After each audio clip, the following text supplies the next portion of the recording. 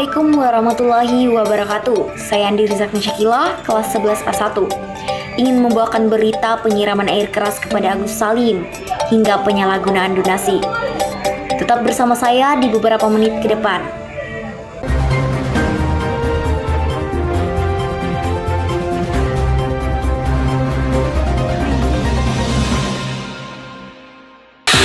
Berita terkini viral di media sosial. Kisah pilu berubah menjadi drama. Kasus Agus Salim menginspirasi dan menyedihkan. Sekaligus ironisnya, kebaikan dibalas dengan tuduhan. Kasus penyiraman air keras berujung sengketa dana donasi 1,5 miliar. Niat mulia Pratiwi Novianti, seorang mantan pramugari yang menggalang dana untuk pengobatan Agus Salim, korban penyiraman air keras, justru berbuah pahit. Agus yang awalnya mendapatkan simpati publik, kini menyimpan banyak kejutan.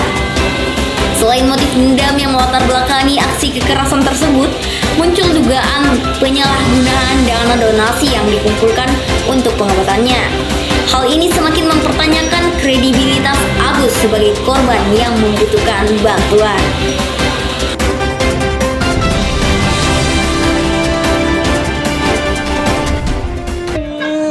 Aku sedih banget. Itulah parodi Agus sedih banget yang akhir-akhir ini viral di media sosial. Agus Salim seorang pria yang sebelumnya viral karena disiram air keras oleh rekan kerjanya bernama Haji, yang menjabat sebagai pekerja magang.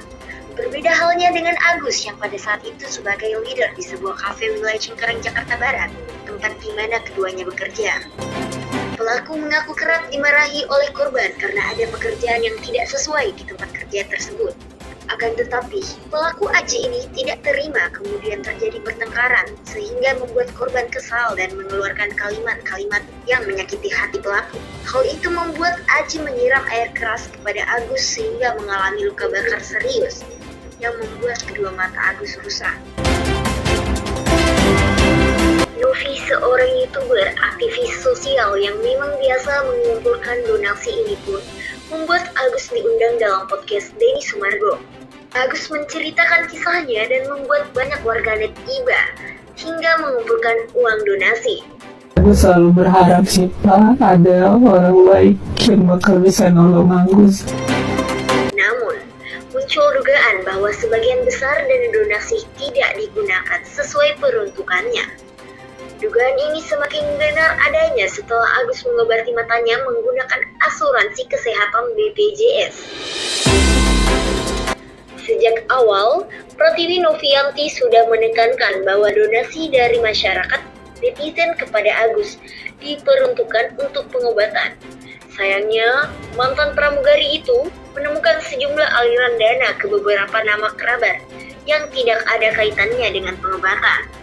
Novi juga merasa ada hal yang ditutupi oleh pihak Agus terkait penggunaan uang donasi. 1,5 miliar. Nah, Mbak Novi merasa bahwa Mas Agus nih kok kayaknya nggak kooperatif nih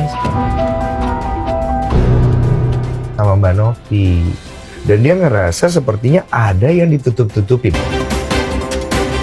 Tapi yang saya lihat ya Bang, mutasi tersebut ada 35 juta untuk pelunasan rumah. Jadi pelunasan rumah bukan 90 sekian aku nggak tahu. Transfer keluar 20 juta, ada transfer ke rekening orang 10 juta, ada bayar Tokopedia, ada bayar Shopee. Makanya aku langsung shock sih Bang.